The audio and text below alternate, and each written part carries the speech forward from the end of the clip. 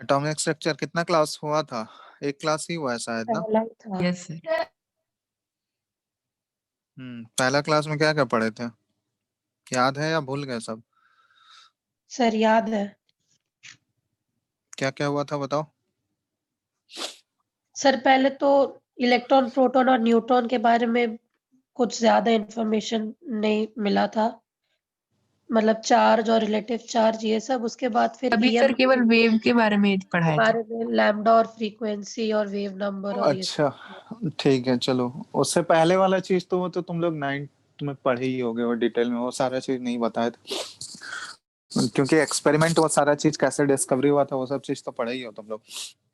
Atomic model ये सब, क्योंकि इसमें बोर्स मॉडल है, बोर्स मॉडल को वो डिटेल में करेंगे। वो 9th में तुम लोग बस उसके पॉइंट्स पढ़े होगे। यहाँ पे डेरिवेशन सब वो सब कैसे आया वो सब भी करेंगे। तो बोर्स मॉडल तो करना है डिटेल में। उससे पहले वाला जो सब मॉडल है, रदरफोर्ड का मॉडल, फिर रदरफोर्ड का डिस्कवरी ऑफ न्यूक्लियस, वो सारा चीज हो गया था। लास्ट क्लास में हम लोग ये सब भी देख लिए थे कि अगर कोई वेव है, क्योंकि बताए थे तुम लोग को कि कोई भी पार्टिकल जो है वो वेव, सॉरी, कोई भी रेडिएशन जो है वो पार्टिकल और वेव दोनों नेचर शो कर सकता है। उसी तरह इलेक्ट्रॉन भी है। तो इलेक्ट्रॉन को दोनों तरह से ट्रीट किया जाता है, वेव की तरह भी और पार्टिकल की तरह भी। तो कुछ कुछ साइंटिस्ट उसको पार्टिकल नेचर एज्यूम करके अपना पोस्टुलेट बनाया था, और कुछ कुछ साइंटिस्ट जो है वो वेव नेचर उसका कंसिडर किया था। तो वेव से रिलेटेड जो जो टर्म्स थे वो लास्ट क्लास में हम लोग किए थे, ठीक है ना। तो आज हम लोग इसमें सबसे पहला जो इसमें थ्योरी पढ़ते हैं वो है प्लैंक्स क्वांटम थ्योरी। तो ये प्लैंक्स एक साइंटिस्ट का नेम था, ठीक है। तो उसके बेसिस पे एक ये अपना क्वांटम थ्योरी रिलीज किया था, ठीक है।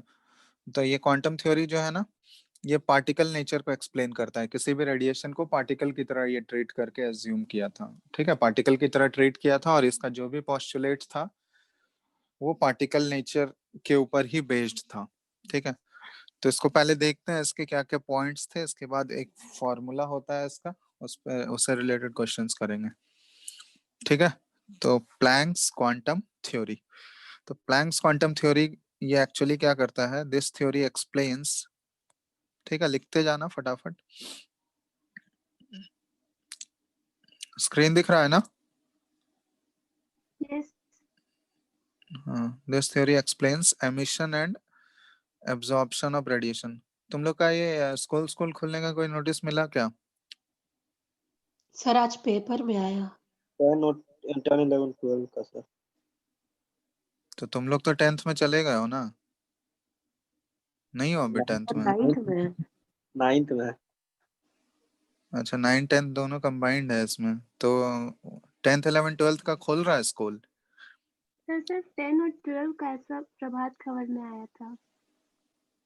तो स्कूल वाला कुछ बताया वो तो न्यूज़पेपर में तो सर वो। बस अभी अभी कुछ नहीं सर, जनवरी में प्री बोर्ड ऑफलाइन होगा ऐसा टीचर बोल रहे हैं, टीचर्स ऐसा डिस्कस कर रहे हैं। तो पेपर में फिर क्या आया था खुलने का? सर कब से? पेपर में आया था कि 17 दिसंबर से स्कूल रीओपन हो सकता है। अब वो स्कूल के ऊपर है कि स्कूल कब खोल। अच्छा, स्कूल के ऊपर है। तो स्कूल वाला तो चाहेगा ही खोलने के लिए। अब यस तो सर। वो तो फिर बोलेगा कि स्टूडेंट के ऊपर है, वो आना चाहे तो आए। नहीं सर ऐसा नहीं है सर, वो कंपलसरी है ऐसा मेरे केमिस्ट्री टीचर बोल रहे हैं कि प्री बोर्ड ऑफलाइन होगा और जो भी प्रैक्टिकल होगा वो जनवरी में स्टार्ट हो जाएगा। नहीं तो प्री बोर्ड वो तो बाद की बात है, वो तो प्री बोर्ड में तो टाइम है अभी। ऐसे क्लासेस अटेंड करने का हम पूछ रहे हैं, क्लासेस अटेंड करने का वो नो तो सर वो फिर। ऑनलाइन ही होगा, वो भी ऑनलाइन होगा ऐसा ऐसा टीचर्स बोल रहे हैं। अच्छा, तो 10th 12th का भी ऑनलाइन ही होगा या फिर वो लोग ऑफलाइन यस सर अटेंड मेरे कर स्कूल सकते का हैं? तो ऐसे ही। Yes sir. तो चलो अभी तो सिर्फ एक डिसीजन आया है, ठीक है। अब देखो वो तो स्कूल के ऊपर बोला गया है, स्कूल जो डिसीजन लेना चाहे वो yes most sir. Probably next month ही जो होगा होगा। दिसंबर में तो ऐसे ही रहने वाला है। सर ये बोला है कि 9th का फाइनल एग्जाम ऑफलाइन होगा। अच्छा, 9th का क्या सारे, हमको लगता है सारे क्लासेस का ऑफलाइन ही होगा। फाइनल एग्जाम तो ऑफलाइन होगा ही, क्योंकि तो मार्च में होता है ना तुम लोग का फाइनल्स, फरवरी मार्च में। Yes sir. तब तक तो वैक्सीन वैक्सीन सारा चीज आ ही जाएगा। चलो ठीक है। तो Planck's quantum theory it explains the emission and absorption of radiation, कि कोई भी रेडिएशन जो है वो एमिशन और एब्जॉर्प्शन, एमिशन मतलब क्या हुआ कि वो रेडिएशन उससे निकल रहा है बाहर किसी भी बॉडी से, और एब्जॉर्प्शन मतलब वो बॉडी उसको एब्जॉर्ब कर रहा है। तो उन चीजों को ये एक्सप्लेन करते हैं हम लोग। तो सबसे पहला जो है इसमें फर्स्ट पॉइंट कि कोई भी मैटर जो है, matter radiate energy, matter radiate और एब्जॉर्ब, ऐसे लिख लो, रेडिएट और एब्जॉर्ब एनर्जी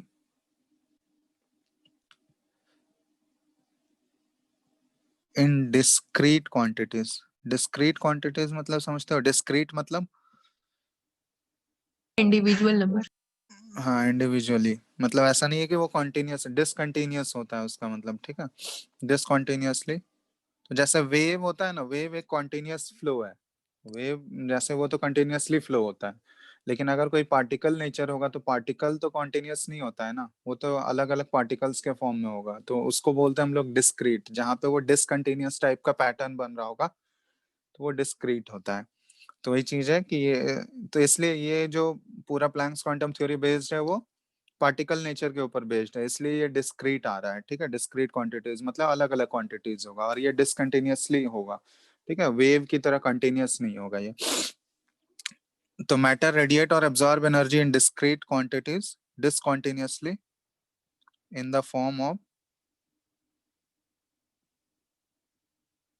स्मॉल पैकेट्स और बंडल्स, ठीक है। स्मॉल पैकेट्स के फॉर्म में होता है या फिर बंडल्स के फॉर्म में एनर्जी का, या तो एब्जॉर्प्शन या फिर एमिशन, ठीक है।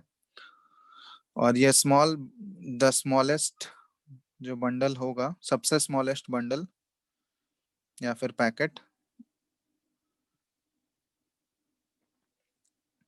Of energy is known as quantum. तो उसी को, जो सबसे छोटा होता है, जिस फॉर्म में एनर्जी, सबसे छोटा बंडल या पैकेट ऑफ एनर्जी होगा, उसको क्वांटम बोला जाता है, ठीक है। इसलिए प्लैंक्स क्वांटम थ्योरी इसका name.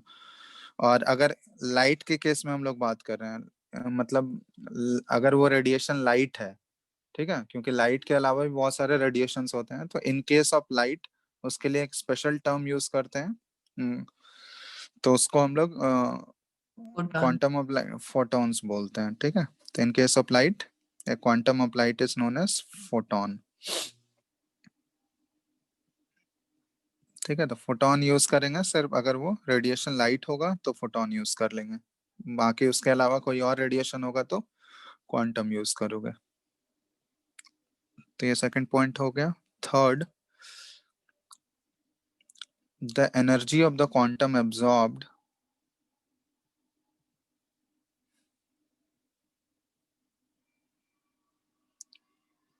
or emitted is directly proportional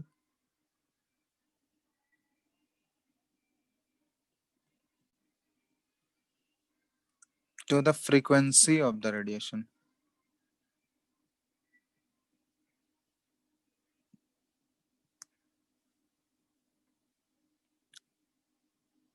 ठीक है, समझ में आ रहा है? मतलब जो क्वांटम एब्जॉर्ब हो रहा है या रेडिएट हो रहा है, उसका जो एनर्जी होगा वो सिर्फ और सिर्फ उस रेडिएशन के फ्रीक्वेंसी के डायरेक्टली प्रोपोर्शनल होगा, ठीक है, और वो किसी भी फैक्टर्स पर डिपेंड नहीं करेगा। तो एनर्जी को मान लो जैसे हम लोग ई से डिनोट करते हैं, तो एनर्जी अगर ई लिखें तो ये ई जो होगा एनर्जी ऑफ फोटॉन या फिर energy of quantum will be directly proportional to उसका फ्रीक्वेंसी। फ्रीक्वेंसी को बताए थे तुम लोग को लास्ट क्लास में, न्यू से रिप्रेजेंट करते हैं हम लोग।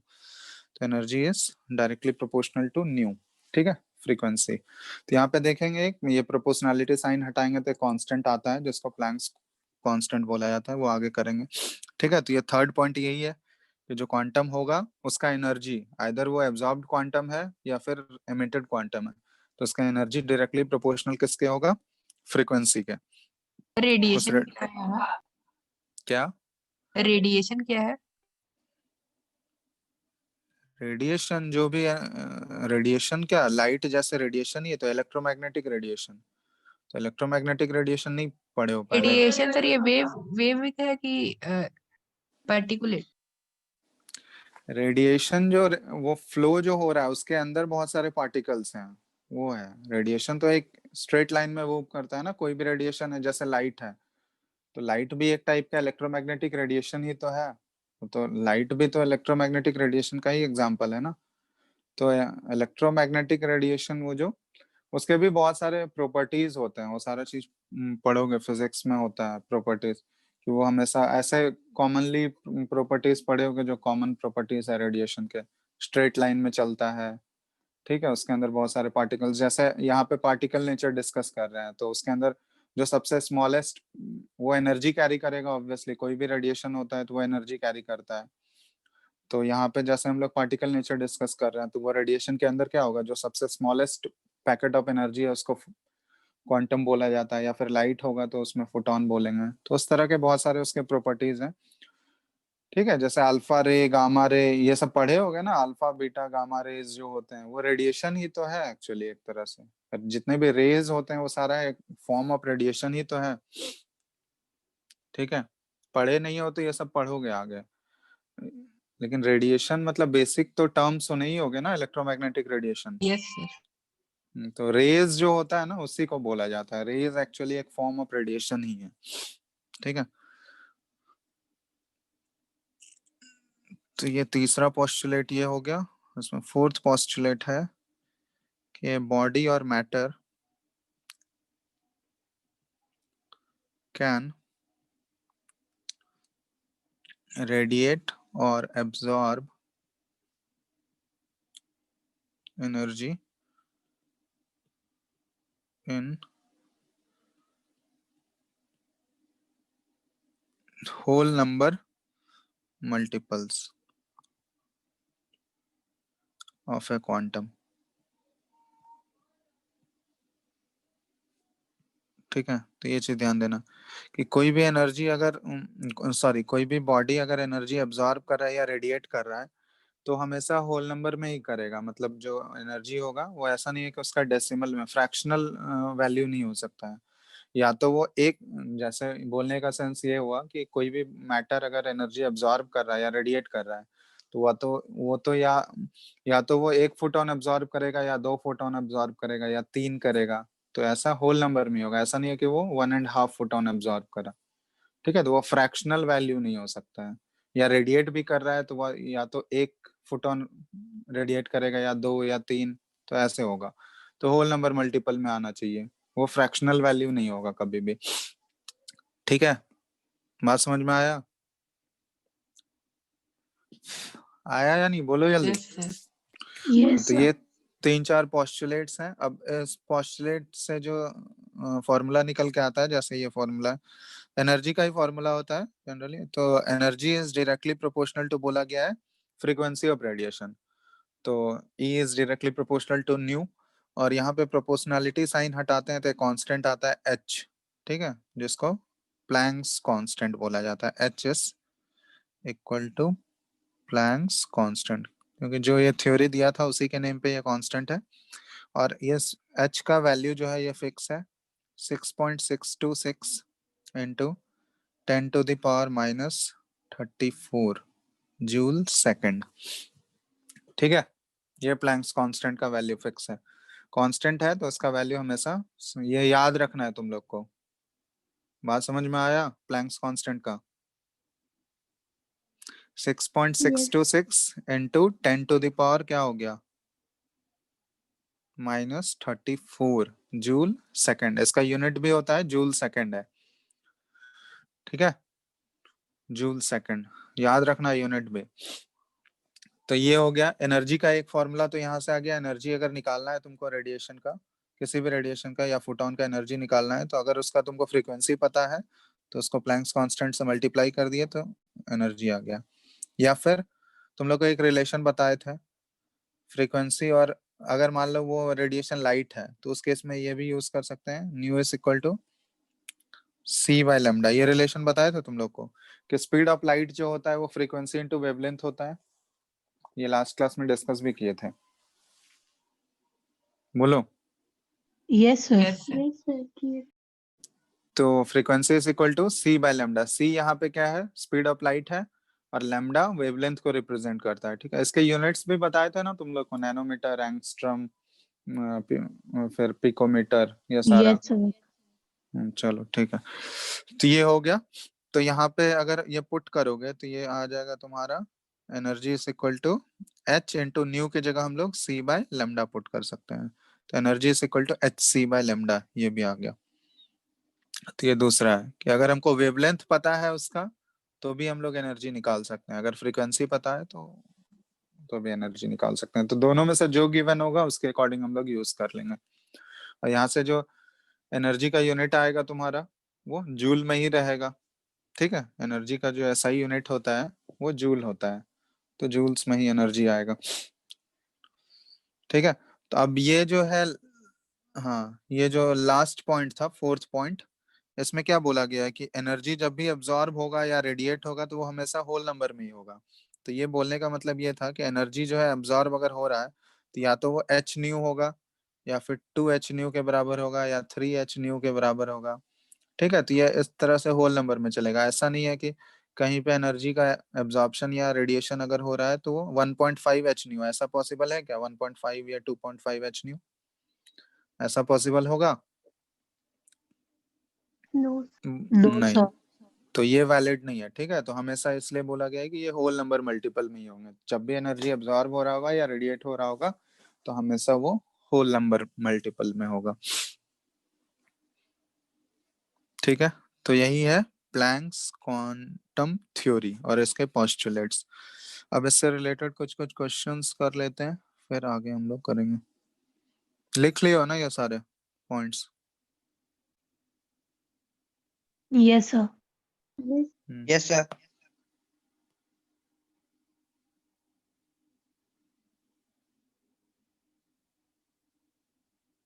चलो, तो एक क्वेश्चन दे रहे हैं सिंपल सा, बनाओ।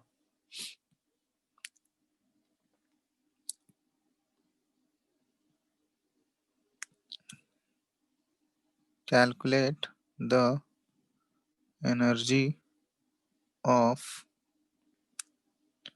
1 mole of photons of radiation whose frequency is 5 into 10 to the power 14 hertz। ठीक है, चलो ये पहला क्वेश्चन है। Next question number 2,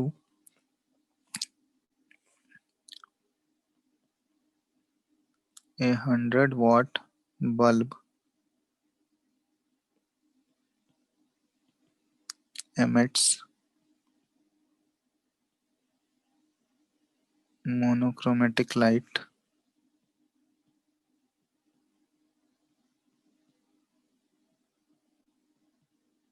of wavelength 400 nanometer.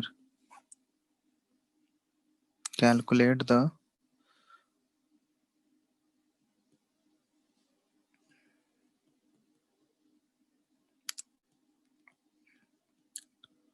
number of photons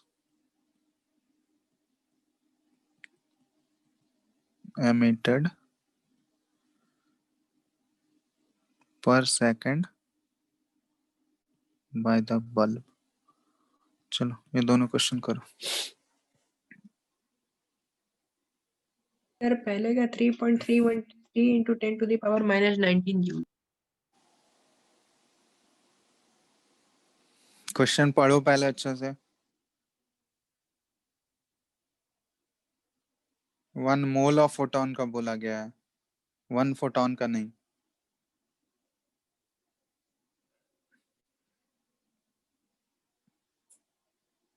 1 मोल, मोल तो पढ़ चुके हो ना? Yes sir. तो फिर क्वेश्चन पढ़ लिया करो पहले। 1 मोल में कितने कितने फोटॉन्स के बारे में बोला गया है? 6.02 into 10 to the power 23। हाँ, तो उससे मल्टीप्लाई भी तो करोगे ना।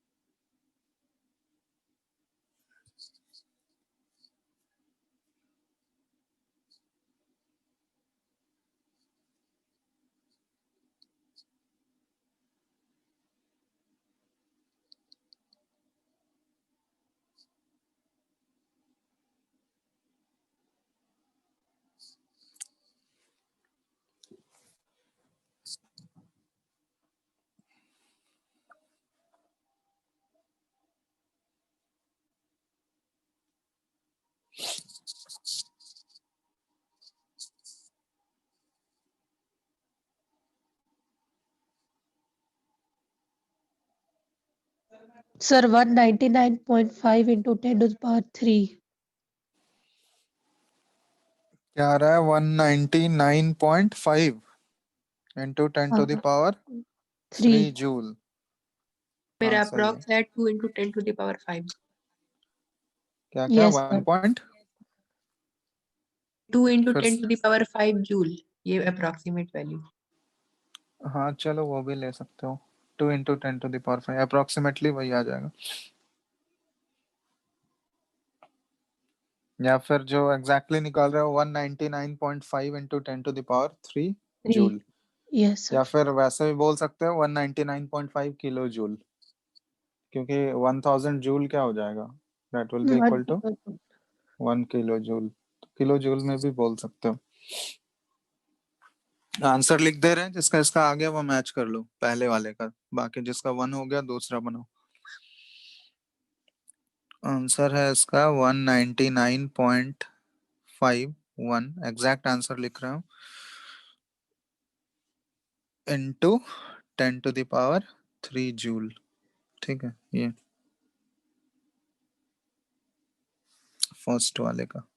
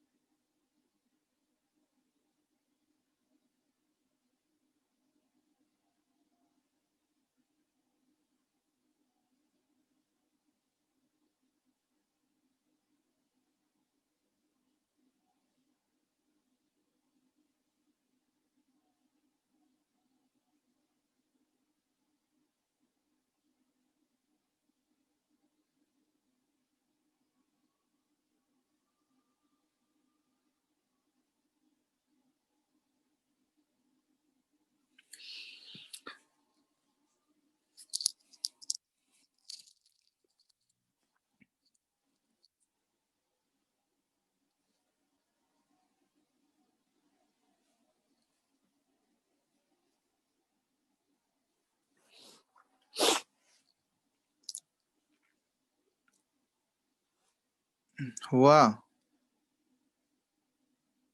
सर इसका 2.01 into 10 to the power 20 photons होगा क्या? 2 point sir 2.012 hmm into 10 to the power of 20 photons. होगा, ये पूछ रही हो बता रही हो आंसर। बता रहे हैं सर, यही होगा। हाँ चलो सही है।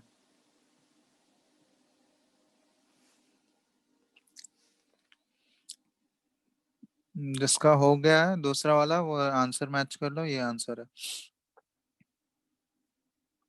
दूसरे वाला बता दीजिए। क्यों बनाया नहीं हुआ, ट्राई किए हो पहले? यस सर, किए। बाकी किस सबसे हो गया, और किसे किसे सेकंड नहीं नहीं हुआ? हुआ। किसी से नहीं हुआ? जो जो अच्छा कौन कौन बना लिया है, सिर्फ वो सर हैंड रेस हम कर, बस एक ही। और बाकी सबको बताना ही है ना? Yes, sir. देखो यहाँ पे एक्चुअली वॉट यूज किया गया, 100 वॉट बल्ब। तो वॉट एक्चुअली एनर्जी का यूनिट नहीं होता है, वो पावर का यूनिट होता है। पावर पढ़े हो तुम लोग फिजिक्स में? Yes. Yes sir. तो पावर एक्चुअली क्या होता है? Work done by time, energy by time, वही तो होता है पावर। अगर हम लोग टाइम को 1 सेकंड रख दें तो टाइम अगर 1 सेकंड हो गया तो उसमें पावर और एनर्जी दोनों क्या हो जाएगा? सेम हो जाएगा। ठीक है, तो मतलब जूल पर सेकंड को भी हम लोग वॉट बोलते हैं। वॉट का दूसरा यूनिट क्या है? जूल पर सेकंड। तो यहाँ पे तुमसे पर सेकंड ही पूछा गया है, मतलब टाइम क्या रखा गया है? 1 सेकंड ही रखा गया है। तो टाइम अगर 1 सेकंड रख दोगे तो पावर और एनर्जी दोनों बराबर हो जाएगा। तो यहाँ पे हम लोग लिख सकते हैं कि टोटल एनर्जी जो है सारे फोटॉन्स का मिला के वो कितना है? 100 जूल बोल सकते हैं हम लोग। बोलो, होगा Yes. ये? तो ये अगर पता चल गया, और उस रेडिएशन का जो या जो लाइट यूज किया गया है मोनोक्रोमेटिक लाइट, उसका वेवलेंथ दिया हुआ है हमको। तो वेवलेंथ है उसका 400 नैनोमीटर, 400 इंटू 10⁻⁹ मीटर, यही है। इसको लिखोगे तो अगर 4 इंटू 10⁻⁷ मीटर हो गया ये। तो ये वेवलेंथ है। तब टोटल एनर्जी हमको पता है 100 जूल है। अब हमको निकालना है कि 100 जूल में कितने नंबर ऑफ फोटॉन्स हो रहे होंगे। तो नंबर ऑफ फोटॉन्स अगर हम लोग n मान लें, नंबर ऑफ फोटॉन्स को n मान लेते हैं, और एक फोटॉन का एनर्जी हम लोग निकाल सकते हैं। फॉर्मूला क्या है एक फोटॉन का एनर्जी का? hc/λ। अगर वेवलेंथ दिया हुआ है तो यही है ना एनर्जी का फॉर्मूला एक फोटॉन का। बोलो। Yes, sir. Yes, sir. तो बस बाकी सारे वैल्यूज तो गिवन है, हमको n ही तो निकालना है। तो n क्या हो गया? ऊपर 100 जूल आ गया और नीचे hc/λ। तो वैल्यूज पुट कर दो। h का वैल्यू तुमको क्या है? h का वैल्यू होता है 6.626 इंटू 10⁻⁻34। कैलकुलेशन है थोड़ा सा, जूल सेकंड। और c स्पीड ऑफ लाइट है 3 इंटू 10⁸ मीटर पर सेकंड। अब बाय लैम्डा है तो लैम्डा तो ऊपर चला जाएगा तुम्हारा, जाएगा ना? तो ये हो गया 4 इंटू 10⁻⁷ मीटर। सॉल्व करो इसको, कितना आ रहा है देख लो, आ जाएगा आंसर।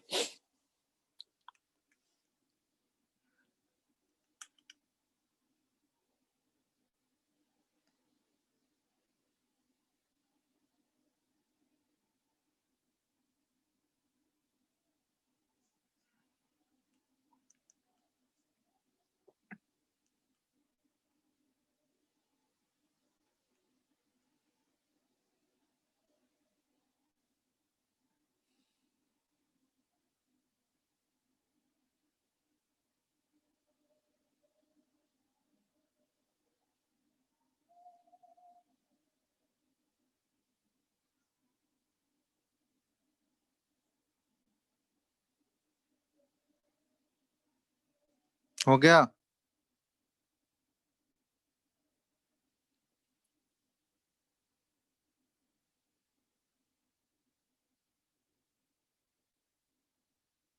अरे आया आंसर, जल्दी बताओ। तुम लोग बहुत टाइम लगाते हो कैलकुलेशन में।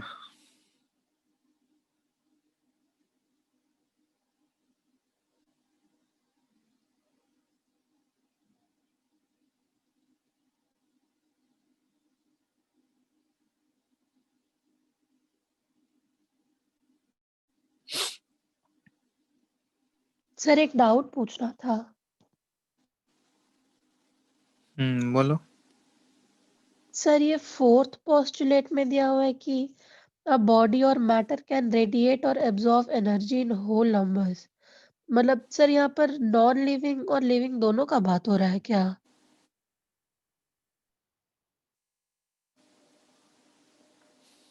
नॉन लिविंग और लिविंग क्या? कोई भी बॉडी अगर एनर्जी एब्जॉर्ब कर रहा है या रेडिएट कर रहा है तो वो हमेशा होल नंबर में करेगा।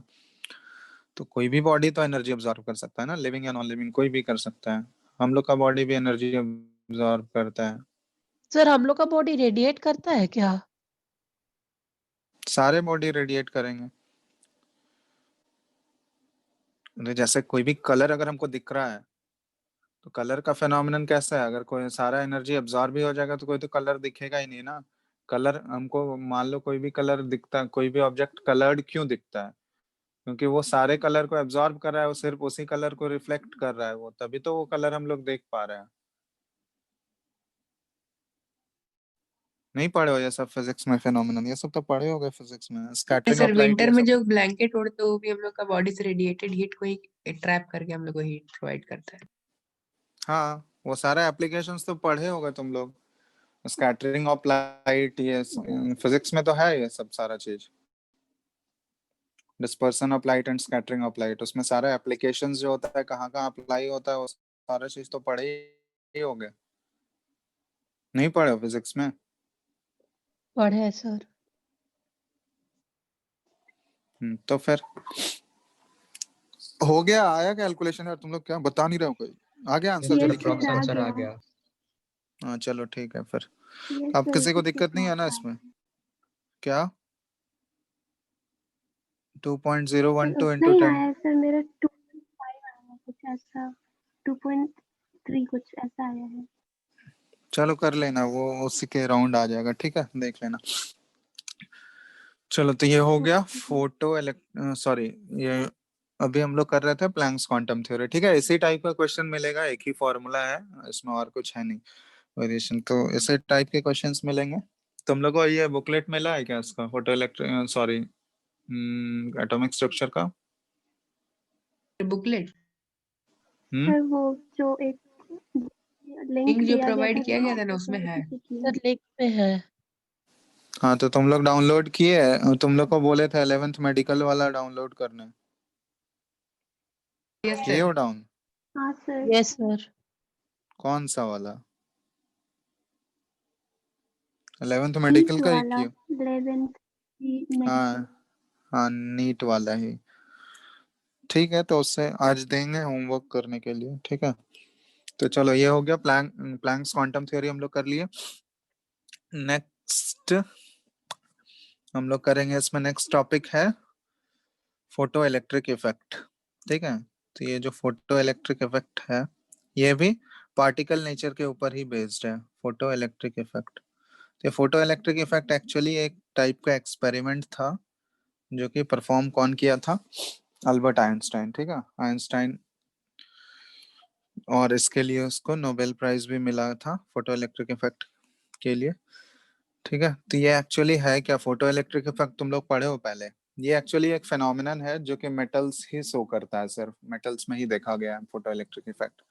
तो एक्चुअली होता क्या है, जैसे मान लो कोई भी मेटल हम लोग ले लें, मेटल का सरफेस, ठीक है, जैसे ये मान लो कोई मेटल का हम लोग शीट ले लिए, जैसे मैग्नीशियम है, मैग्नीशियम का अगर शीट ले लिए, तो मेटल में तुम लोग पढ़े होंगे कि मेटल के पास फ्री इलेक्ट्रॉन्स होते हैं, जिसकी वजह से वो इलेक्ट्रिसिटी कंडक्ट करता है। फ्री इलेक्ट्रॉन्स वो तो पढ़े हो ना?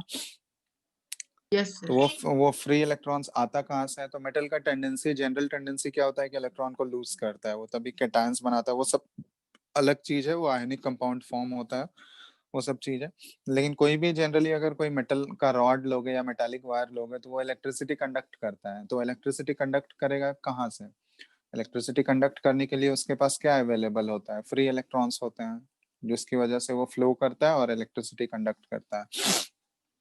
तो यहाँ पे वही वाला कॉन्सेप्ट यूज होगा कि फ्री इलेक्ट्रॉन्स वाला, कि मेटल कोई भी मेटालिक शीट अगर लोगे, तो मेटल का जो आउटर मोस्ट सेल का जो इलेक्ट्रॉन्स होता है ना, वो उसके शेल से बाहर निकल जाता है, क्योंकि आउटर मोस्ट जो सबसे बाहर वाला सेल होगा, उस पर न्यूक्लियस का जो अट्रैक्शन है बहुत कम लग रहा होता है, ठीक है, क्योंकि वो बहुत दूर है।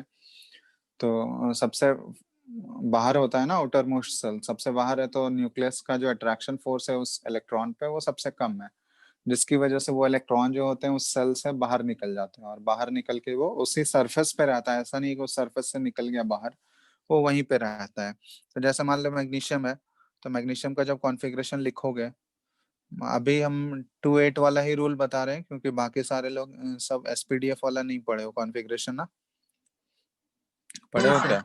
No sir. नहीं, तो चलो 282 है, मैग्नीशियम का एटॉमिक नंबर तो पता है 12 होता है, तो 282। तो यहाँ पे आउटर मोस्ट सेल इसका ये वाला है, KLM ऐसा पढ़े होगे ना तुम लोग, ये वाला। तो M शेल इसका yes outer sir. Most shell है, तो आउटर मोस्ट शेल में इसके 2 इलेक्ट्रॉन्स हैं, तो ये 2 इलेक्ट्रॉन जो है इसके शेल से बाहर निकल जाएगा, ठीक है, और बाहर निकल के वो वहीं पे रहेगा, सरफेस पे ही रहता है, ऐसा नहीं है कि उससे निकल गया बाहर, तो वो सरफेस पे रहता है। तो ये अगर सरफेस पे होगा तो यहाँ पे Mg2+ हो गया, 2 इलेक्ट्रॉन अगर इससे बाहर निकल गया तो इस पे 2 पॉजिटिव चार्ज आ जाएगा और 2 इलेक्ट्रॉन यहाँ से निकल गए बाहर, तो 2 इलेक्ट्रॉन ऐसे लिख दे रहे हैं। तो उसी तरह यहाँ भी ऐसे रहता है, Mg2+ है और 2 इलेक्ट्रॉन इसका इक्विवेलेंट यहाँ पे ऐसे ड्रॉ कर दो। इसी तरह यहाँ दूसरा Mg2+ और फिर इसका 2 इलेक्ट्रॉन। ठीक है, तो इसी तरह ये पूरा ऐसे कंटिन्यूअसली चलता रहेगा। तो ये कंसर्न नहीं है हमारा। तो यहाँ पे ये बता रहे हैं, तो ये एक्चुअली फोटो इलेक्ट्रिक इफेक्ट क्या है, इसमें बोला गया है कि ये एक ऐसा फिनोमिनन है कि मेटल के सरफेस पे कोई रेडिएशन अगर गिर रहा है ऊपर से, कोई भी रेडिएशन इसके ऊपर गिरेगा, तो यहाँ से क्या होता है ना कि इलेक्ट्रॉन का इजेक्शन पॉसिबल होता है, इलेक्ट्रॉन का इजेक्शन होना स्टार्ट हो जाता है। ठीक है, कोई एक सूटेबल फ्रीक्वेंसी का अगर रेडिएशन इस मेटल के सरफेस पे गिरेगा तो इलेक्ट्रॉन्स इसके सरफेस से इजेक्ट होना स्टार्ट हो जाते हैं। तो इसी फिनोमिनन को हम लोग बोलते हैं फोटो इलेक्ट्रिक इफेक्ट।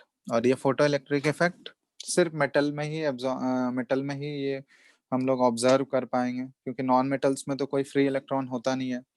होता है नॉन मेटल्स में? No sir. नहीं, तो इसलिए हम लोग ये मेटल के केस में ही ये सिर्फ देखा गया। तो इसको डिफाइन पहले करते हैं, फिर इससे रिलेटेड जो भी टर्म्स हैं वो सारा चीज हम लोग देखेंगे। तो डेफिनेशन क्या है, हम लोग ऐसा लिख सकते हैं इसको कि the phenomenon of ejection of electrons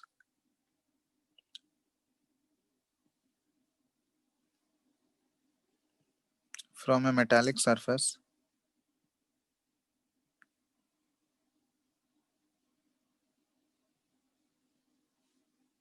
when a radiation of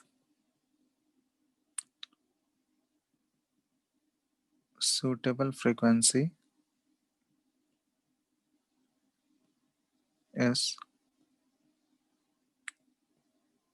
incident on it। ठीक है,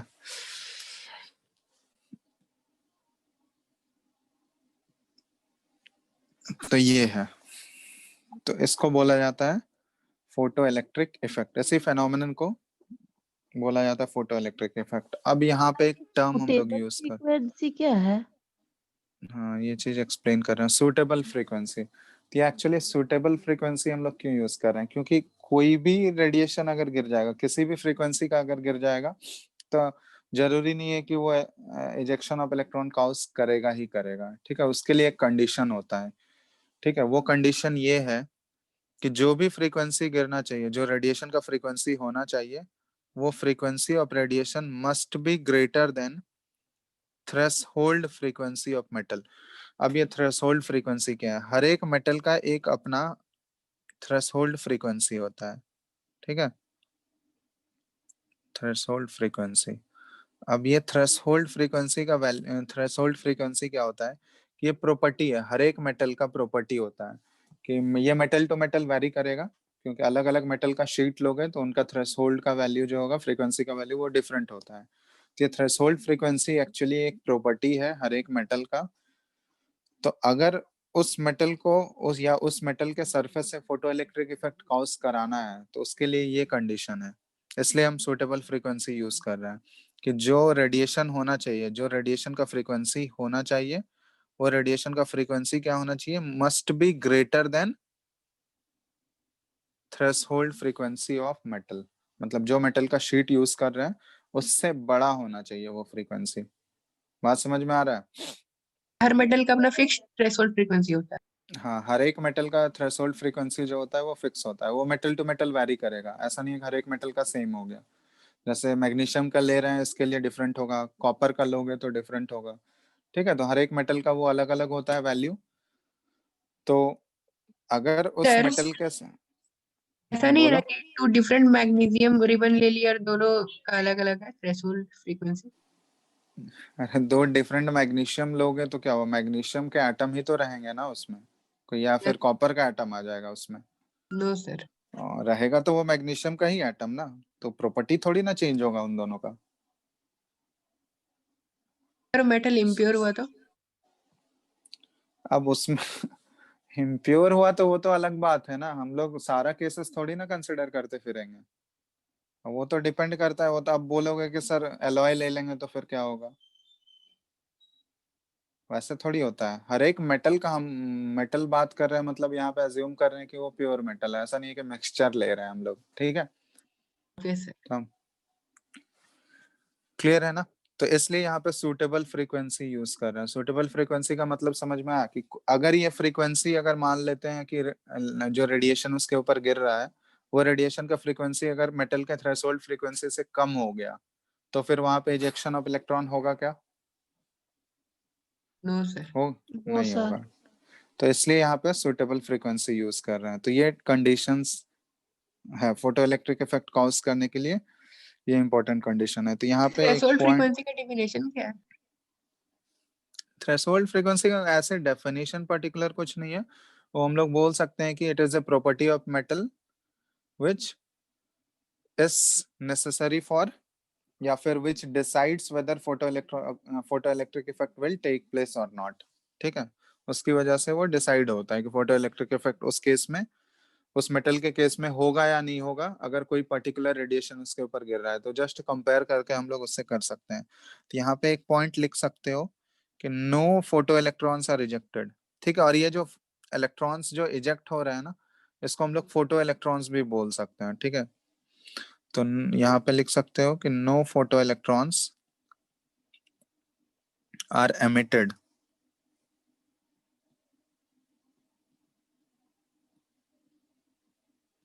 when the इंसिडेंट लाइट, जो लाइट इंसिडेंट हो रहा है उसके ऊपर, हैज ए फ्रीक्वेंसी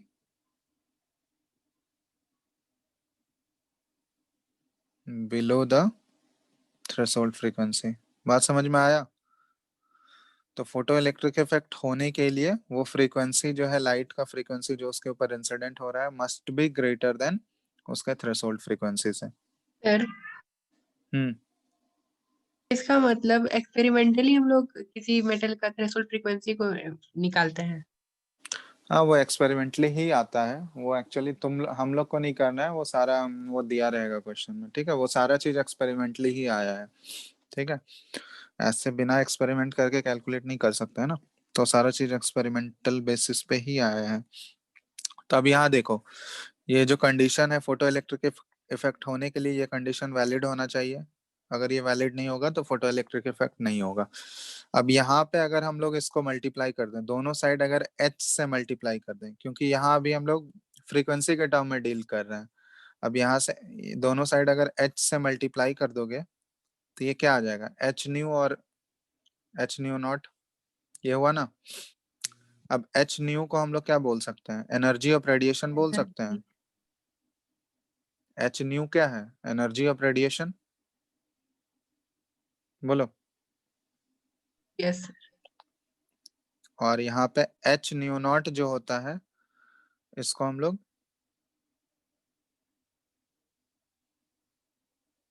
फाई से रिप्रेजेंट करते हैं। h न्यू नॉट ये क्या है, फाई। तो ये जो है ना, इसके लिए एक स्पेशल टर्म यूज करते हैं हम लोग, वर्क फंक्शन, ठीक है। एक्चुअली ये वर्क फंक्शन क्या है, अब देखो ये एक्चुअली क्या है, अगर थ्रेशोल्ड फ्रीक्वेंसी को तो मल्टीप्लाई कर दो किससे, प्लैंक्स कांस्टेंट से, तो वो क्या दे देगा, थ्रेशोल्ड एनर्जी दे देगा, ठीक है। क्योंकि ये एनर्जी वाला ही टर्म हो गया ना। अगर फ्रीक्वेंसी को प्लैंक्स कांस्टेंट से मल्टीप्लाई कर दोगे तो क्या मिलता है हमको, एनर्जी ही तो मिलता है, बोलो। Yes sir.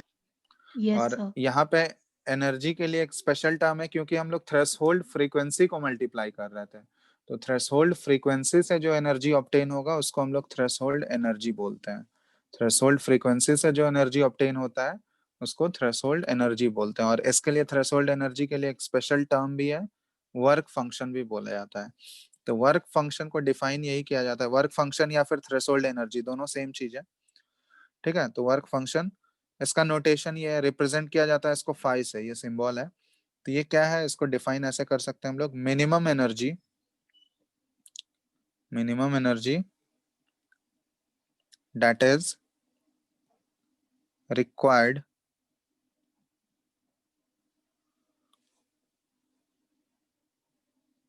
For a radiation to cause photoelectric effect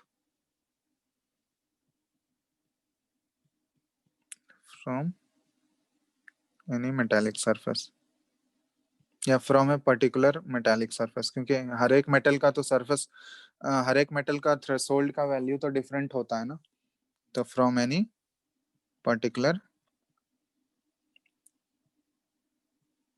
metallic surface. ठीक है, सर अगर फ्रीक्वेंसी थ्रेशोल्ड फ्रीक्वेंसी के इक्वल हो जाए तो फिर फोटो इलेक्ट्रिक इफेक्ट होगा? नहीं, इक्वल में जस्ट वो मतलब वो उस कंडीशन में रहेगा कि वो निकलने के लिए तैयार है। अब उससे थोड़ा सा जरा सा भी एनर्जी अगर ज्यादा होगा तो वो निकल जाएगा। इक्वल में इजेक्शन स्टार्ट नहीं होता, इक्वल में जस्ट वो हम लोग वो कंडीशन बोल सकते हैं कि वो निकलने के लिए तैयार है अब। ठीक है, उतना एनर्जी उसको मिल चुका है कि अब थोड़ा सा जरा सा भी एक्सेस होगा तो इलेक्ट्रॉन इजेक्शन होना स्टार्ट हो जाएगा। तो ठीक है, फिर सर वर्क फंक्शन में हम लोग क्यों लिखे कि मिनिमम एनर्जी जिससे radiation photo electric effect cause करे?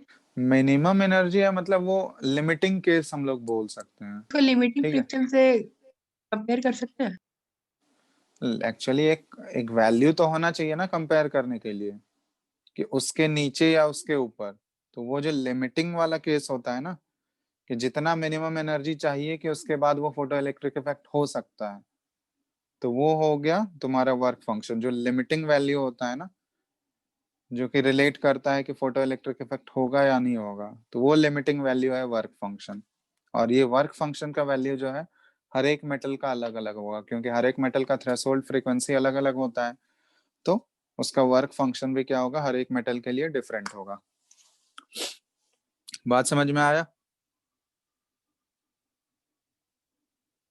सर ये थ्रेशोल्ड फ्रीक्वेंसी किसी भी मेटल का किसी चीज पे डिपेंड करता है कि किसी मेटल का वेट डेंसिटी ज्यादा है तो उसका हायर फ्रीक्वेंसी या ऐसे कुछ? वो मेटल का प्रॉपर्टी होता है, इनहेरेंट प्रॉपर्टी होता है वो, एक्चुअली मेटल के ही ऊपर डिपेंड करता है। इसलिए तो बोल रहे हैं कि मेटल अगर चेंज होगा, क्योंकि हर एक मेटल का प्रॉपर्टी तो डिफरेंट होगा ना, हर एक मेटल का प्रॉपर्टी सेम थोड़ी होता है। बेसिक प्रॉपर्टी हम लोग बोलते हैं मेटल में जो कैरेक्टरिस्टिक्स होगा वो सब में पाया जाएगा, लेकिन हर एक मेटल का इंडिविजुअल प्रॉपर्टीज भी तो डिफरेंट है ना। बोलो, यस सर। तो हर एक मेटल का अगर इंडिविजुअल कुछ ना कुछ तो डिफरेंस होगा ही उसमें, इसीलिए तो थ्रेशोल्ड फ्रीक्वेंसी डिफरेंट हो रहा है। अगर हर एक मेटल का प्रॉपर्टी सेम ही रहता तो फिर डिफरेंट क्यों होता वो? कुछ कुछ ना कुछ डिफरेंस होगा उनके फिजिकल प्रॉपर्टीज में, तभी तो ये थ्रेशोल्ड फ्रीक्वेंसी का वैल्यू जो है वो डिफरेंट आ रहा है। समझ में आ रहा है? यस तो सर। वो ऑब्वियसली वो सारा चीज कंसिडर करके ही वो बताया गया है। ठीक है, वो सारा चीज कंसिडरेशन में है, तभी ये बताया गया कि थ्रेशोल्ड फ्रीक्वेंसी डिफरेंट होता है। क्योंकि अगर सेम रहता तो सारे का अरेंजमेंट अगर सेम रहता, सारा कुछ सेम रहता, तो फिर कोई मतलब ही नहीं है उसका डिफरेंट होने का। ठीक है, तो वो सारा चीज वो थ्रेशोल्ड फैक्ट, फ्रीक्वेंसी निकालने का फॉर्मूला नहीं होता है ना? नहीं नहीं, फॉर्मूला वो कुछ नहीं है, फॉर्मूला तुमको नहीं कैलकुलेट करना, वो बताए तो एक्सपेरिमेंटली निकाला जाता है वो। ठीक है, वो क्वेश्चन में तुमको दिया रहेगा हर एक मेटल का थ्रेशोल्ड फ्रीक्वेंसी वो गिवन होगा, या फिर वर्क फंक्शन ही दे दिया रहेगा तुमको हर एक मेटल का। ठीक है, तो वो तुमको नहीं कैलकुलेट करना है। तो यहाँ पे एक्चुअली एक इक्वेशन हम लिख रहे हैं। ठीक है, इस फोटो इलेक्ट्रिक इफेक्ट, अगर हम ये अज्यूम कर रहे हैं कि वो फोटो इलेक्ट्रिक इफेक्ट हो रहा है, तो फोटो इलेक्ट्रिक इफेक्ट होने के लिए तुम्हारा जो रेडिएशन है, जो लाइट उसके ऊपर गिर रहा है, उस लाइट का एनर्जी क्या होना चाहिए, उस मेटल के थ्रेशोल्ड एनर्जी से ज्यादा होना चाहिए ना। तो मान लो अगर वो ये इक्वेशन इस टाइप का आता है, एच न्यू, ये उस लाइट के रेडिएशन का एनर्जी है, एच न्यू। तो अगर ये फोटो इलेक्ट्रिक इफेक्ट कॉज कर रहा है तो इसका वैल्यू जो है एच न्यू नॉट से ज्यादा होना चाहिए, और प्लस जितना ज्यादा एक्स्ट्रा एनर्जी जो बचा है, जो इलेक्ट्रॉन को इजेक्ट कर रहा है, उसके सरफेस से बाहर निकल रहा है, तो इलेक्ट्रॉन अगर उससे बाहर निकल रहा होगा तो कुछ ना कुछ एनर्जी तो लेके ही निकलेगा ना, कुछ ना कुछ स्पीड से ही निकलेगा। तो वो इलेक्ट्रॉन जो एक्स्ट्रा एनर्जी जो उसके पास होता है रेडिएशन के पास, वो एक्स्ट्रा एनर्जी किस चीज में कन्वर्ट हो जाता है, उस इलेक्ट्रॉन इजेक्टेड इलेक्ट्रॉन्स के काइनेटिक एनर्जी में कन्वर्ट हो जाता है। तो ये काइनेटिक एनर्जी ऑफ इलेक्ट्रॉन्स, तो ये इक्वेशन है। एक और बार For- समझा सकते हैं? ये खुद समझ में आ जाएगा। देखो ये एक्चुअली क्या है, देखो एनर्जी का कन्वर्जन तो पढ़े हो ना। Yes sir. तो जो रेडिएशन का एनर्जी आया, तो रेडिएशन अगर वो फोटो इलेक्ट्रिक इफेक्ट कॉज कर रहा है, इसका मतलब क्या हुआ कि उस रेडिएशन का एनर्जी जो है मेटल के थ्रेशोल्ड एनर्जी से ज्यादा होगा, होगा। Yes sir.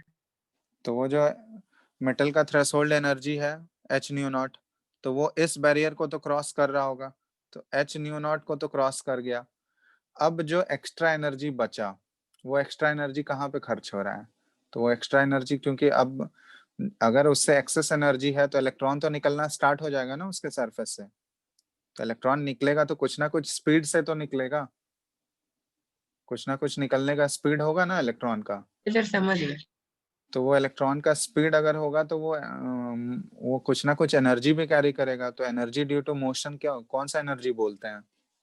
कोई भी ऑब्जेक्ट अगर मोशन, काइनेटिक एनर्जी है। तो वो जो एक्स्ट्रा एनर्जी उस रेडिएशन के पास था, वो किस फॉर्म में कन्वर्ट हो गया? उस इलेक्ट्रॉन के काइनेटिक एनर्जी के फॉर्म में कन्वर्ट हो गया। ठीक है।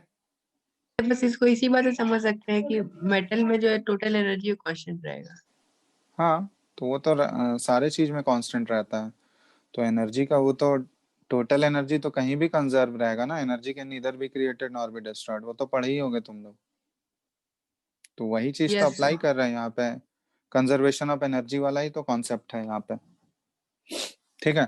तो यहाँ पे अगर तुमसे पूछा जाए, और यहाँ पे इसको देखोगे बहुत जगह ऐसे भी रिप्रेजेंट किया जाता है, H nu is equal to phi plus kinetic energy भी है। तो फाई एक्चुअली क्या है? यही वर्क फंक्शन ही है।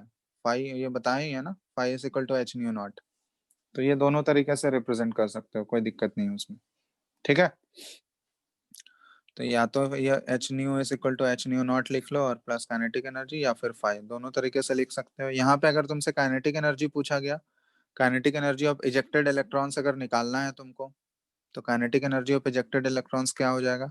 H new minus H nu naught. तो यहाँ से एच कॉमन आ गया, न्यू माइनस न्यू नॉट, ऐसे भी कर सकते हो। ठीक है, डिफरेंट फॉर्म्स में इसको कन्वर्ट कर सकते हैं। बहुत सारे क्वेश्चन में तुमसे पूछेगा कि वो जो इजेक्टेड इलेक्ट्रॉन्स है उसका वेलोसिटी कितना होगा। तो कैसे? काइनेटिक एनर्जी का तुम लोग एक फॉर्मूला पढ़े होगे, हाफ एम वी स्क्वायर, पढ़े हो? यस। Yes sir. तो काइनेटिक एनर्जी का ये फॉर्मूला होता है कोई, तो हाफ इंटू, यहाँ पे इलेक्ट्रॉन की बात कर रहे हैं तो मास ऑफ इलेक्ट्रॉन लेना होगा, और वेलोसिटी वी जो आएगा ये वेलोसिटी ऑफ इलेक्ट्रॉन आएगा। तो यहाँ पे पुट कर देना half into mass of electron into velocity का स्क्वायर, और ये H into new minus new naught. तो यहाँ से वेलोसिटी निकालना है तो v का वैल्यू निकालना है, बाकी सारे इन्फॉर्मेशन दिया रहेगा तुमको। मास ऑफ इलेक्ट्रॉन नहीं दिया रहेगा तो मास ऑफ इलेक्ट्रॉन तो तुम लोग को पता ही है, कितना लेते हैं हम लोग इलेक्ट्रॉन का मास? 9.1 into 10⁻31 10 to the power kg। minus 31। kg। ठीक है, तो ये यूज कर लोगे तो अलग अलग टाइप के क्वेश्चंस रहेंगे, तो इसी को हम लोग डिफरेंट फॉर्म्स में मॉडिफाई कर सकते हैं और अलग अलग क्वेश्चंस फ्रेम किया जा सकता है इसमें। ठीक है।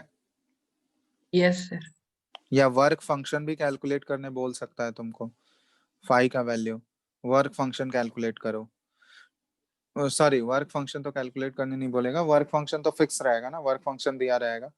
यहाँ पे ये वर्क फंक्शन मतलब तुमको बोला जा सकता है निकालने के लिए, काइनेटिक एनर्जी दे दिया रहेगा और तुमको उस रेडिएशन का एनर्जी दिया रहेगा, ये दोनों चीज दे के उस मेटल का वर्क फंक्शन भी पूछा जा सकता है। ठीक है। तो वो कोई भी दो वैल्यूज अगर तुमको दे देगा तो तीसरा तो आसानी से आ ही जाएगा। समझ रहे हो ना? ये जस्ट उसी टाइप का है जैसे सॉल्व करते हो तुम लोग इक्वेशन, उसी टाइप का है कोई भी। तो इसमें देखते हैं क्वेश्चन किस टाइप का है। एक दो पॉइंट इससे रिलेटेड पहले लिखो, photo electric effect.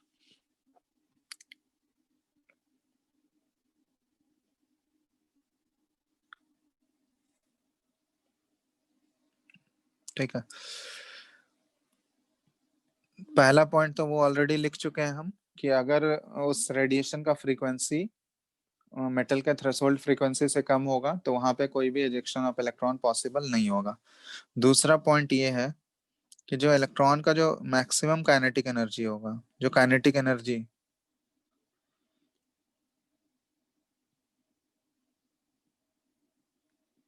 Of photo electrons ये जो है ना सिर्फ और सिर्फ डिपेंड करता है फ्रीक्वेंसी पे, ठीक है, increases with the frequency of incident light.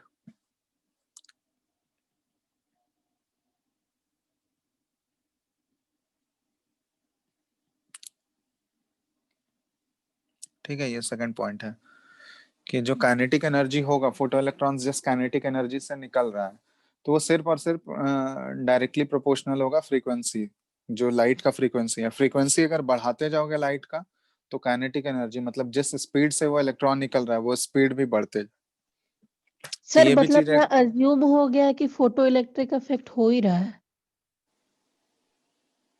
हो रहा है तभी तो बात कर रहे हैं ना, नहीं होता तो फिर ये सब कंसिडर क्यों करते हैं। ये इक्वेशन लिखे हैं, काइनेटिक एनर्जी निकल रहा है इलेक्ट्रॉन, तो वो तो फोटो इलेक्ट्रिक इफेक्ट हो रहा है तभी तो कंसिडर किए हम लोग ये सारा चीज। हम लोग क्या पढ़ रहे हैं, फोटो इलेक्ट्रिक इफेक्ट ही पढ़ रहे हैं ना, तो अगर नहीं होता तो फिर क्यों पढ़ते हैं इस टॉपिक को।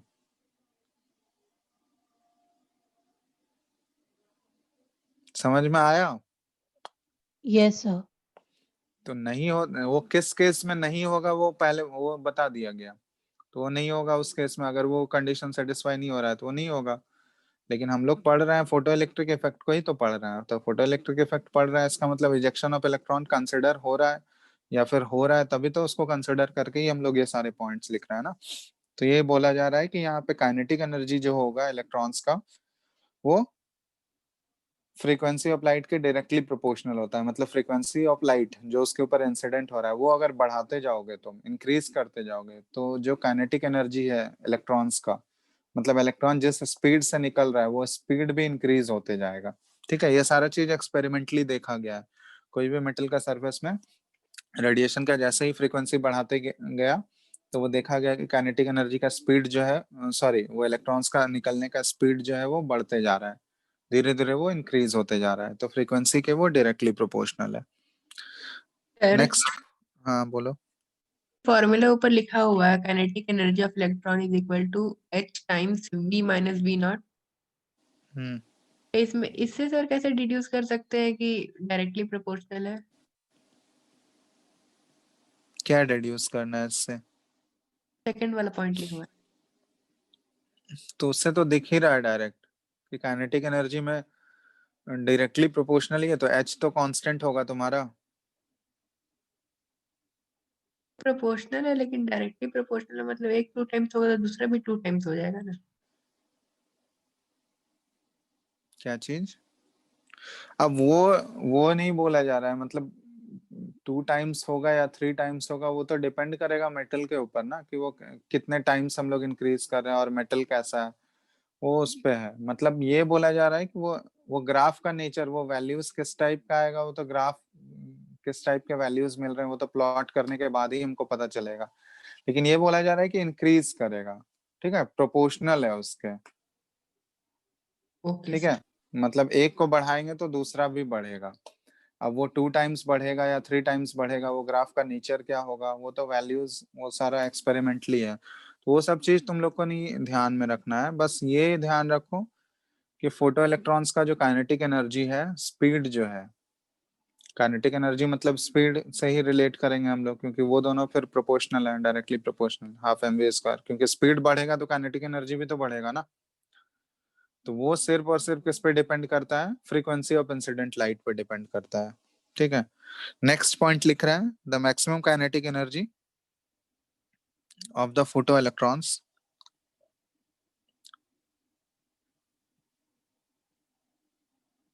is independent of the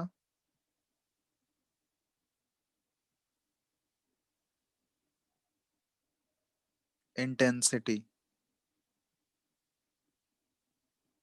of the incident light। ठीक है, अब ये भी ध्यान में रखना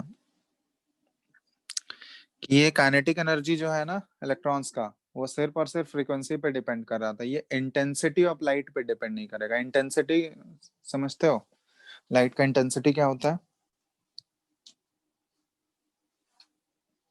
क्या, जैसे कितना डार्क है वो या फिर कितना फेड है। वो एक्चुअली इंटेंसिटी क्या होता है ना, एक सर्टेन एरिया में वो कितना इंटेंसिटी एक्चुअली हम लोग डिफाइन करते हैं, पावर पर यूनिट एरिया होता है। ठीक है, तो एक पर्टिकुलर एरिया में कितना पावर है उस लाइट का, ठीक है, तो उसको इंटेंसिटी बोला जाता है। इंटेंसिटी का definition power per unit area होता है, पावर बाय एरिया, ठीक है, तो उसको इंटेंसिटी बोलते हैं। तो वो इंटेंसिटी अगर बढ़ाते जाओगे लाइट का, तो उससे ये ऑब्जर्वेशन किया गया है कि काइनेटिक एनर्जी पे उसका उसका कोई भी फर्क नहीं पड़ता है। मतलब फ्रीक्वेंसी अगर तुम कांस्टेंट रखो और लाइट का इंटेंसिटी बढ़ाते जाओ, तो उससे काइनेटिक एनर्जी पे कोई भी फर्क नहीं पड़ रहा है। काइनेटिक एनर्जी जो है इलेक्ट्रॉन्स का, वो उतना ही है। तो सर इससे क्या, हाँ बोलो। ये जब पढ़े थे कि intensity is inversely proportional to lambda to the power 4, उससे सब फॉर्मूला रिड्यूस हुआ है क्या? तो वो रिलेशन होता है, वो एक्चुअली वहां से रिलेट हुआ है, वो तो इंटेंसिटी को रिलेट किया गया। उसके और भी बहुत सारे अदर रिलेशंस हैं। तो इंटेंसिटी का ये बाय डेफिनेशन है, पावर पर यूनिट एरिया वो बाय डेफिनेशन है, ठीक है। जैसे पावर का क्या है, work energy per unit time होता है ना डेफिनेशन, उसी तरह इंटेंसिटी को इंटेंसिटी डिनोट कैसे करता है? आई से डिनोट करते हैं, कैपिटल आई से, ठीक है। तो ये होता है, ये सारा टर्म्स तुम लोग फिजिक्स में पढ़े होगे। इंटेंसिटी पढ़े हो क्या, ये लाइट के बारे में इंटेंसिटी? नहीं नो पढ़े हो तो सर। वो सब आगे पढ़ोगे अभी, नो वो सर। सारा चीज आएगा इंटेंसिटी, ठीक है। तो यहाँ वो सब चीजों से मतलब नहीं है, वो तुमको कैलकुलेट करना नहीं है। बस ये सारा जो कंक्लूजन्स आ रहा है फोटो इलेक्ट्रिक इफेक्ट का, ये ध्यान में रखना कि काइनेटिक एनर्जी सिर्फ और सिर्फ किस पे डिपेंड कर रहा है, फ्रीक्वेंसी पे डिपेंड कर रहा है। उसका इंटेंसिटी से कोई भी लेना देना नहीं है। इंटेंसिटी अगर लाइट का बढ़ाओगे और फ्रीक्वेंसी अगर कांस्टेंट रख रहे हो, तो फिर काइनेटिक एनर्जी पे कोई भी फर्क नहीं पड़ेगा, ठीक है। जो इजेक्टेड इलेक्ट्रॉन्स है उसके काइनेटिक एनर्जी पे कोई फर्क नहीं पड़ेगा। हाँ, लेकिन अगर तुम इंटेंसिटी लाइट का बढ़ा रहे हो, तो इंटेंसिटी से ये फर्क पड़ेगा कि नंबर ऑफ फोटो इलेक्ट्रॉन्स जो है ना वो बढ़ जाएंगे। जैसे मान लो पहले इंटेंसिटी अगर कम था, तो उस समय मान लो 5 फोटो इलेक्ट्रॉन्स निकल रहे थे बाहर, लेकिन वही इंटेंसिटी को तुम अगर बढ़ा दिए, इंटेंसिटी ज्यादा कर दिए, तो अब नंबर ऑफ इलेक्ट्रॉन्स जो इजेक्ट हो रहे थे वो बढ़ जाएगा। मान लो पहले 5 हो रहा था लो इंटेंसिटी पे, इंटेंसिटी हाई कर दिए तो वो नंबर ऑफ इलेक्ट्रॉन्स अब 10 हो गया या 15 हो गया या 20 हो गया, वो बढ़ जाएगा। तो लेकिन उसके स्पीड पे कोई भी फर्क नहीं पड़ेगा या काइनेटिक एनर्जी पे कोई भी फर्क नहीं पड़ेगा। तो हम लोग बोल सकते हैं कि the rate at which sir formula में सर n से क्यों नहीं मल्टीप्लाई किए? एक ही इलेक्ट्रॉन का बात हो रहा है क्या टोटल एनर्जी में? क्या बोल रहा हूँ? तो यहाँ पर सर एक ही इलेक्ट्रॉन को कंसीडर किया जा रहा है फॉर्मूला में। हाँ एक ही इलेक्ट्रॉन का बात हो रहा है, ठीक है। वो एक ही इलेक्ट्रॉन कंसिडर करके हम कैलकुलेट कर रहे हैं। The rate at which photoelectrons are emitted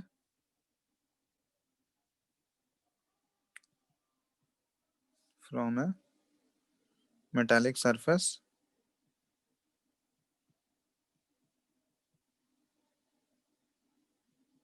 is directly proportional to the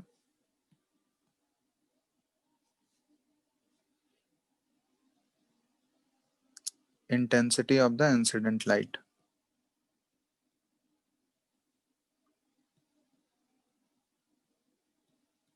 when frequency is constant,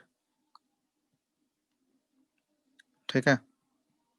तो इंटेंसिटी अगर तुम बढ़ाते जाओगे तो उससे काइनेटिक एनर्जी पे तो कोई फर्क नहीं पड़ रहा है इलेक्ट्रॉन्स का, लेकिन नंबर ऑफ फोटो इलेक्ट्रॉन्स जो है, रेट मतलब कितने फोटो इलेक्ट्रॉन्स निकल रहे थे टाइम के साथ, वो बढ़ जाएगा तुम्हारा, इंटेंसिटी अगर बढ़ा रहे हो तो, ठीक है। तो ये सारे कुछ कुछ कंक्लूजन्स हैं फोटो इलेक्ट्रिक इफेक्ट से, ये एक्सपेरिमेंट से आया था कुछ कुछ कंक्लूजन्स, ये सब ध्यान में रखना है तुम लोगों को। और उसका वो वाला इक्वेशन, ठीक है, ये बस एक ही इक्वेशन है फोटो इलेक्ट्रिक इफेक्ट का, ये सारे इक्वेशंस हैं। तो क्वेश्चन इससे रिलेटेड हम नेक्स्ट क्लास में करवाएंगे। तो 2-3 टाइप के क्वेश्चंस कराएंगे जितने टाइप के पूछे जाते हैं, ठीक है। तो ये पहले तुम लोग लिख लो ये क्वेश्चन, और ज्यादा तो कुछ है नहीं इसमें, बस यही क्वेश्चन है और ये सारे पॉइंट्स बस ध्यान में रखना है इसको, ठीक है। लिख लियो ये। तुम लोग लिख रहे हो या? यस सर, लिख लिए। यस चलो सर। Yes sir. ठीक है, तो वो इक्वेशन भी लिख ही लियो, ऊपर वाला तो पार्ट लिख ही लियो ना। इससे रिलेटेड यस क्वेश्चंस हम नेक्स्ट क्लास में कराएंगे तुम लोग को। कब है तुम लोग का नेक्स्ट क्लास? सर, इस वीक तो नहीं है। हाँ, तो तुम लोग खुद से भी कर सकते हो ट्राई, मतलब बुकलेट अगर तुम लोग डाउनलोड कर लियो, क्योंकि इक्वेशन तो बता ही दिया है, ट्राई करके देखना, नहीं बनेगा तो हम नेक्स्ट क्लास में उसको डिस्कस कर लेंगे। तो इसमें दो टाइप के क्वेश्चंस तुम लोग कर सकते हो, दो टॉपिक से। पहला प्लैंक्स क्वांटम थ्योरी वाला टॉपिक से, ठीक है, उसमें तुमको मिल जाएगा क्वेश्चन सब, प्लैंक्स क्वांटम थ्योरी वाला। और दूसरा फोटो इलेक्ट्रिक इफेक्ट वाला क्वेश्चन सब, ठीक है। तो ये दोनों टाइप, जितने भी क्वेश्चंस होंगे इन दोनों टॉपिक से रिलेटेड, ये ट्राई कर लेना तुम लोग, ठीक है। ट्राई करके रखना। एनसीईआरटी बुक डाउनलोड किया हो सब लोग? एनसीईआरटी का पीडीएफ मेरे यस पास है। 11th का, ठीक है। जिसके पास बुक है तो वेल एंड गुड, नहीं तो कर लेना पीडीएफ डाउनलोड, ठीक है। तो उसके भी क्वेश्चंस प्लस एनसीईआरटी के, इन दोनों टॉपिक से एनसीईआरटी के क्वेश्चंस भी कर लेना। सर, तो बुक में ये सेपरेट टॉपिक्स का न्यूमेरिकल्स दिया हुआ है? एनसीईआरटी में तो मिल जाएगा तुमको, देख लेना ना, वो पता चल जाएगा तुमको क्या क्वेश्चन, एक बार दिनेश पढ़ो। अच्छा होता है? क्या? दिनेश दिनेश क्या है? बुक का नाम है। पता नहीं यार, हम तो नहीं सुने हैं दिनेश। उतना लंबा चौड़ा अभी बुक के फिराक में मत रहो, तुम बुकलेट बनाओ ना, बुकलेट काफी है, उसमें इनफ क्वेश्चंस है तुमको प्रैक्टिस करने की। बुकलेट और एनसीईआरटी पे फोकस करो अभी, ठीक है। ओके सर, एनसीईआरटी का ओके सर। सारा क्वेश्चंस करो और बुकलेट करो, उतना काफी है। 24-25 बुक से, 4-5 बुक से करने से कोई फायदा नहीं है, ठीक है। तो बोला जाता है ना, 5-6 बुक से करोगे तो फिर एक बार करने से अच्छा है कि तुम दो, एक एनसीईआरटी रखो और दूसरा कोई मटेरियल रखो। तो बुकलेट से बनाओ, उसमें काफी इनफ क्वेश्चन है, सारे टाइप के क्वेश्चन हो जाएंगे। और उसमें देखना, अगर ज्यादा करना है तो प्रीवियस ईयर भी सॉल्व कर सकते हो, जो पहले नीट का ही करो तुम लोग, नीट में जो आया हुआ है प्रीवियस ईयर का क्वेश्चंस, ठीक है। तो वो चलो पहले बुकलेट का करो स्टार्ट, ठीक है। तो उसके बाद गाइड करेंगे कि कैसे कैसे क्वेश्चंस करना है, वो बताते भी जाएंगे तुम लोग को, ठीक है। सर, नीट और जेईई में डायरेक्टली फोटो इलेक्ट्रिक इफेक्ट या प्लैंक क्वांटम थ्योरी से क्वेश्चन आते हैं? डायरेक्टली भी आते हैं, वो देखोगे बुकलेट में अपने आप क्वेश्चन का तुमको आइडिया लग जाएगा किस टाइप का क्वेश्चन मिलता है। तो बुकलेट से ट्राई करके देखना, जितना क्वेश्चंस बनता है, ठीक है, नहीं तो हम डिस्कस कर लेंगे नेक्स्ट क्लास में, ठीक है। Yes sir. ट्राई करो पहले तुम लोग अपने से एक बार, नहीं बनेगा तो फिर पूछ लेना, नेक्स्ट क्लास में डिस्कस कर लेंगे पहले। इसका अगला टॉपिक क्या है? क्या चीज? इसका अगला टॉपिक क्या है? एनसीईआरटी जो है उसी के अकॉर्डिंग हम लोग चलेंगे। अगला टॉपिक शायद तुम लोग को ये बोर्स मॉडल पढ़ाएंगे, ठीक है। बोर्स मॉडल का पहले डिस्कशन करेंगे पूरा, ठीक है। बोर्स मॉडल ही स्टार्ट करेंगे नेक्स्ट क्लास से, पहले इसके क्वेश्चंस बना लो, उसके बाद नेक्स्ट टॉपिक बोर्स मॉडल होगा। सर, बोर्स और मॉडल। सारा क्वेश्चंस फॉर्मूला बेस्ड रहेगा या फिर कुछ कॉम्प्लेक्स भी अरे रहेगा? तुम लोग बना के तो देखो पहले, पहले ही सारा डाउट पूछ ले रहे हो, कैसा क्वेश्चन देखोगे तो अपने आप आइडिया लग जाएगा, ठीक है। पहले बोर्स खुद model any how photo electric effect और प्लैंक्स क्वांटम थ्योरी से रिलेटेड होगा? नहीं नहीं, बिल्कुल अलग है वो, ठीक है। पहले खुद से ट्राई करके तुम लोग देखो, बना के रखना सब लोग, ऐसा नहीं है कि ऐसे ही बोल दिए, डाउट पूछोगे सब लोग नेक्स्ट क्लास में, ठीक है। Yes sir. चलो चलो फिर आगे नेक्स्ट क्लास में करते हैं, ठीक है। एंड करें?